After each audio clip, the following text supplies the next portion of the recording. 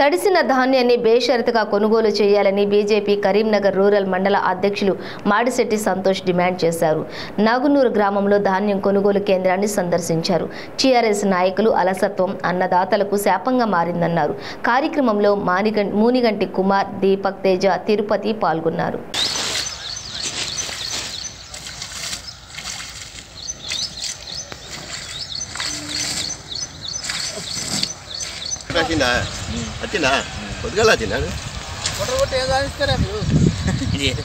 నీళ్ళు కొట్టు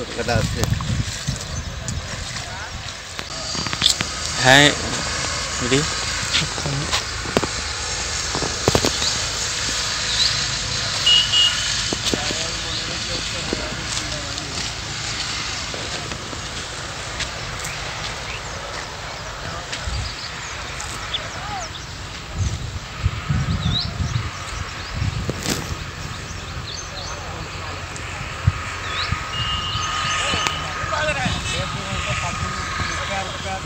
భారతీయ జనతా పార్టీ జిల్లా శాఖ పిలుపు మేరకు అకాల వర్షాలతో ఇబ్బంది పడుతున్న రైతులను కొనుగోలు కేంద్రాల వద్ద కొని మరి వారి యొక్క పరిస్థితిని తెలుసుకోవడం జరిగింది.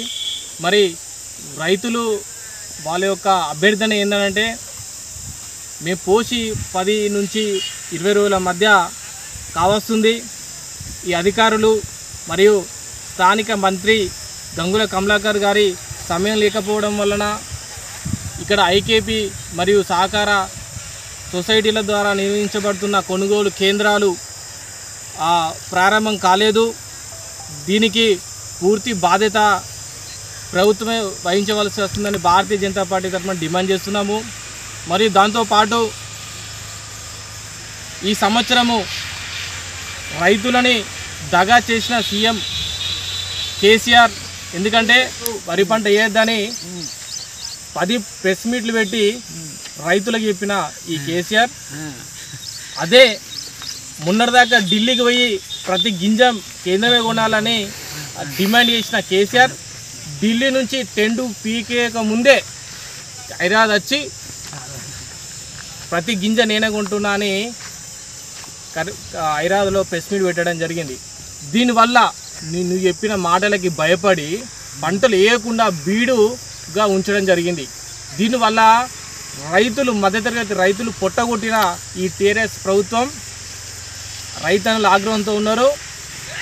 దాంతోపాటు ఈ అసలే ధాన్యం పండించక రైతులు ఇబ్బంది పట్టి వాళ్ళ యొక్క పంటను నాశనం చేసుకున్నారు. దాంతోపాటు కనీసం ధైర్యం చేసిన రైతులకు కూడా భరోసా లేదు, ధైర్యం లేకుండా పోతుంది. ఎందుకంటే వేసిందే కొంతమంది రైతులు దానికి అకాల వర్షాల వల్ల ధాన్యం మొత్తం తడిసి ముద్దవుతుంది.